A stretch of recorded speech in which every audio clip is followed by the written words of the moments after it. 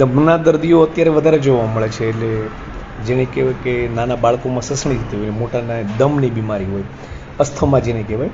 આ અસ્થમા માટે ખૂબ સરસ મજાનો પ્રયોગ છે. બાળક માટે પ્રયોગ નથી કરવાનો. આંકડો જે હનુમાનજીને ચડાવવામાં આવે છે, એ આંકડાને દાંડલી તોડી આવવાની અને એને જે એમાંથી ક્ષીર એટલે કે દૂધ નીકળે ને, એ દૂધ તમારે પતાસા, આપણે જૂના જમાનામાં હાવડો આપણે ઉત્તરાયણ પર આપતા હતા, એવા પતાસા આવે ને સાકરના બનાવેલા, એ પતાસાની ઉપર થોડા ટીપા પાડી દેવાના છે, 4-5 ટીપા પાડી દેવાના, અને ત્યારબાદ એને સુકાઈ જાય પછી પતાસું ખાઈ જવાનું છે ને એના ઉપર તમારે 1 કપ ગરમ ચા પીવાની છે.